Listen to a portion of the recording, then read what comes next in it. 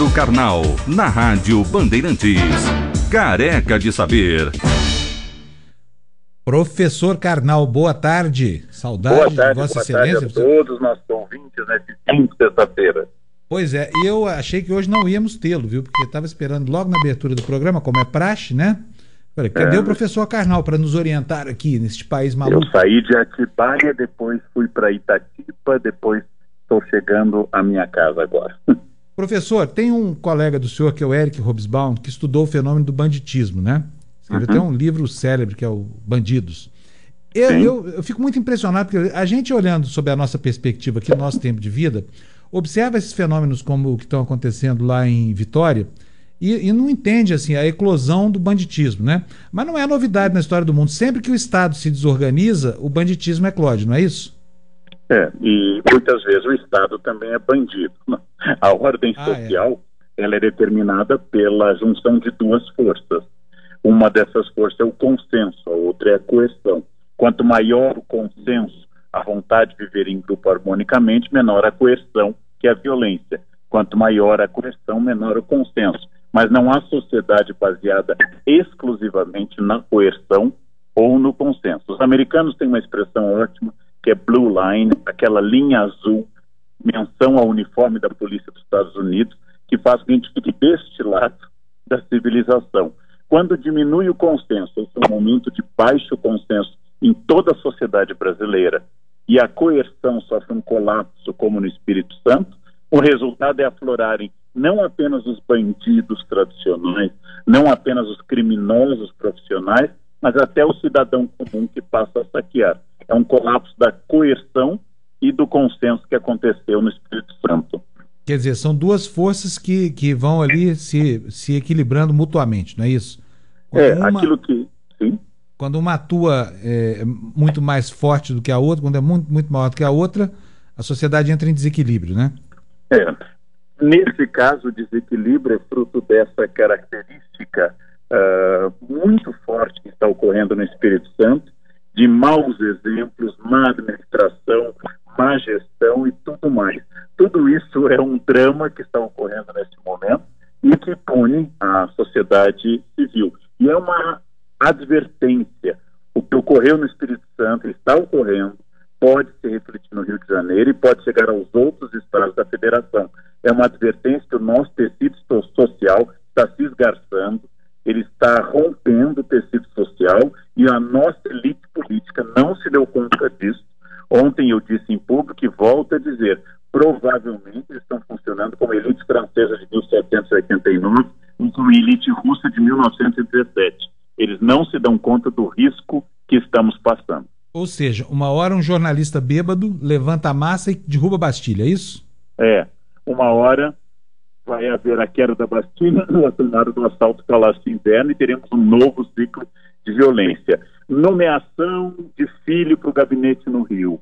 Nomeação de status de ministro para proteger alguém investigado. É um sinal claro de que a elite política brasileira não se deu conta do que está ocorrendo, não se deu conta das mudanças, nem do barril de pólvora que uma crise social e econômica com 12 milhões de desempregados, uma população revoltada, sem liderança e sem rumo pode tomar. E a que ponto de distância nós estamos do momento do colapso, professor? Aí é muito difícil falar de futuro, né?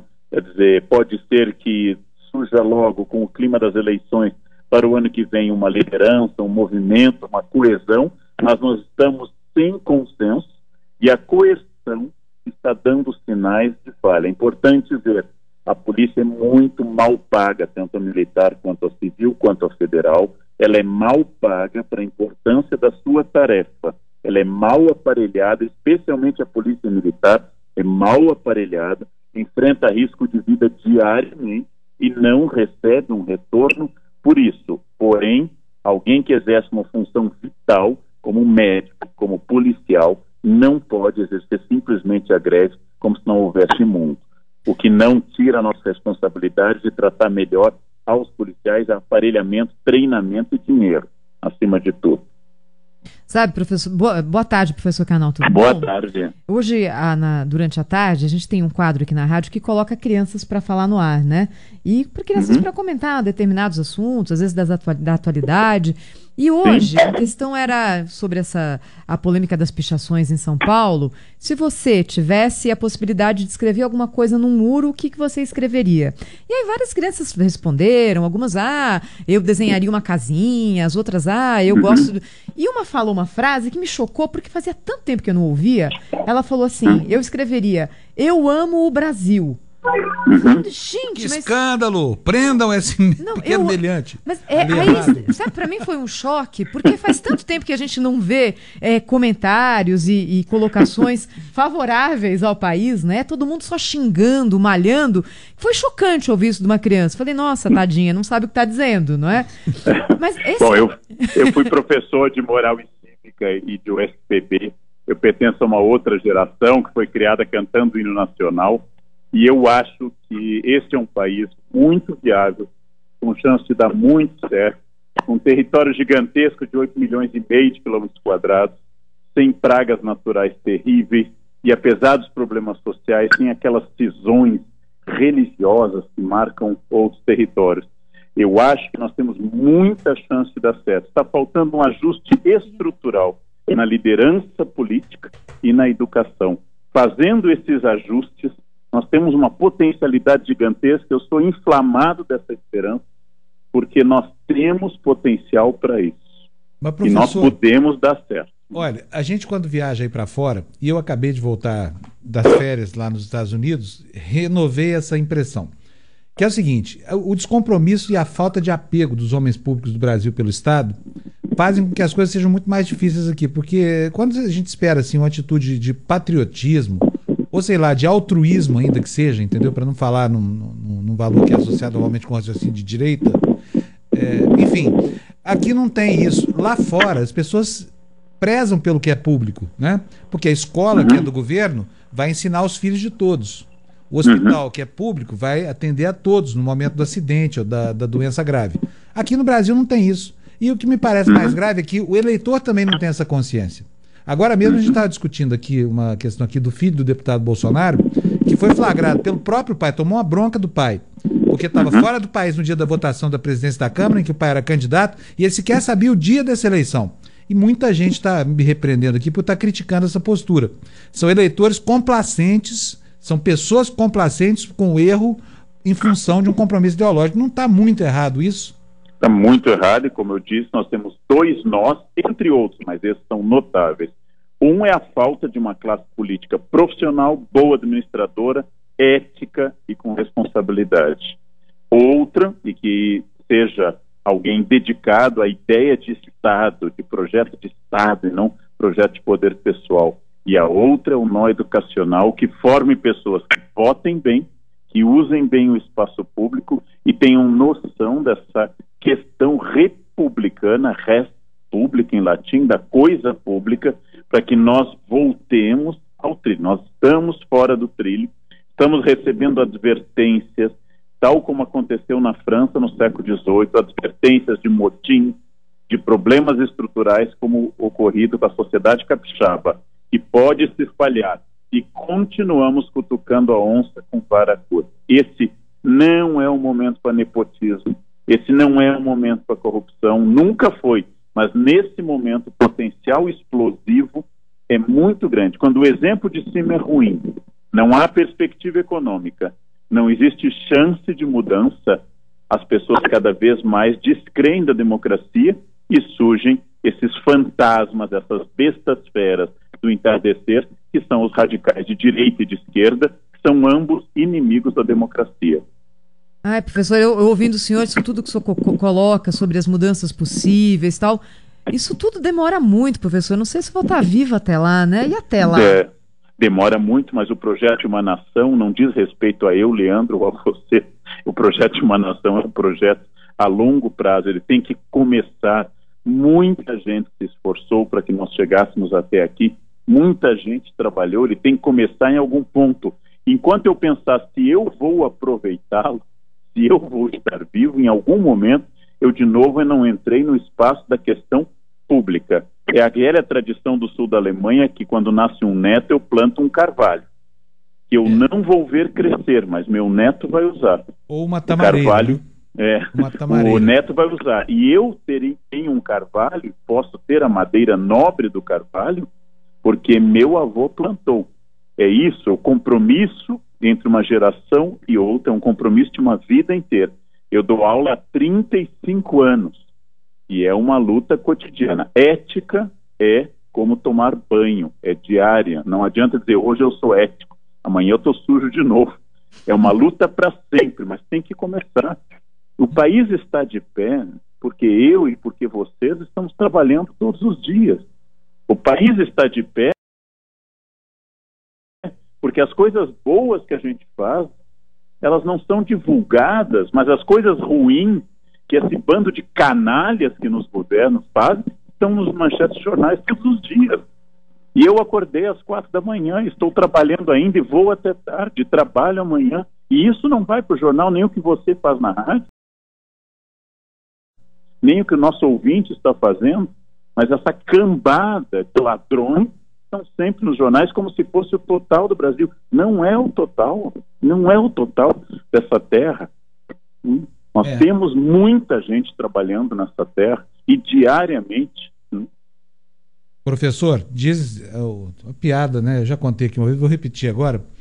Deus chamou 3 governantes lá em cima para uma conversa pessoal sobre rumos errados. O Putin, o Trump e o Temer. Ao Putin falou, olha, Putin, o seu país está muito mal, a economia está péssima e a corrupção é generalizada. Mas se você começar a trabalhar direitinho, logo, logo as coisas se ajeitam. O Putin ia saindo, Deus chamou ele de volta e falou assim, olha, mas não é para sua gestão. Aí foi a vez do Trump. Trump, você está ficando louco? Como assim ligar para um general de madrugada para saber se o dólar mais caro ou mais barato é melhor para os Estados Unidos? Olha, faz tudo direitinho, porque se der certo, os Estados Unidos logo, logo voltam a ser uma grande nação. Mas não é na sua gestão. Aí chegou a vez do Temer, ele recitou toda a receita e o Temer, ao sair, ele se despediu de Deus. Deus falou, Temer, volta aqui. Isso tudo que eu te falei não é na minha gestão, não. Que pessimismo. Você sabe que o pessimismo, né, ele é sempre uma visão bastante prática e realista do mundo. Porque ele levanta os itens que podem dar errado, e muitos darão errado, como a personagem do desenho, a hiena Hard, que dizia ao colega Leão Lippe, ó vida, ó céus, ó azar. O pessimismo, ele é uma postura de avaliação correta, porque as coisas podem dar errado. O grande problema é que o pessimismo não age. Para eu agir, eu tenho que ser otimista, eu tenho que casar, apesar das estatísticas, eu tenho que ter filhos, apesar dos riscos, eu tenho que sair de casa, apesar dos riscos. É a vitória da esperança sobre a experiência. Então, eu preciso de um pessimista na equipe para dizer dos riscos, mas no máximo um, que é o que cada equipe aguenta. Então, e no mais, eu preciso de... Hoje, você é o pessimista, você é a nossa cota. Eu sou o chato da paróquia. Os pessimistas são realistas. Eles são bons para isso. Eles lembram que as coisas podem dar errado. Em geral, o departamento financeiro das empresas. Mas é preciso ser cheio de esperança, senão não vou agir. Não vou agir, né? Para agir eu preciso ter otimismo e corrigir a rota. Eu sou incorrigivelmente otimista com o Brasil. Eu vivia em crise no final da ditadura militar, a inflação chegou a 220%, os escândalos da coroa Brastel, das polonetas explodiam, todo mundo esqueceu disso. Eu estava lá estudando, começando a dar aula. Depois veio a era Sarney, interminável, 5 anos, que terminou com 84% de inflação ao mês. No último mês estava eu fazendo pós-graduação, estudando. Depois veio a era Collor, um desastre atrás do outro, né? E eu continuo fazendo, quer dizer, o meu projeto de vida, o projeto de quem está nos ouvindo, ele continua, ele é um projeto viável. A gente vai crescendo apesar do esforço da nossa elite política. Não podemos confundir o Brasil com deputados, senadores, presidentes e ministros. Não podemos confundir o Brasil com eles. Eles fazem de tudo para essa confusão, mas o Brasil é formado por nós, né? E é realmente um país que pode dar certo. Eu estou convencido disso e vou morrer. E quando eu for derrotado no final, você vai poder dizer, viu, eu sabia. Eu sabia que não ia dar certo. Tá bom, ainda e bem provavelmente você tem parte dessa razão. mas eu sou incorrigivelmente otimista e apaixonadamente esperançoso por este país, apesar de entrar em sala todos os dias e ter alunos há mais de 35 anos. Eu sou obrigado, talvez, a ter esperança por ser professor.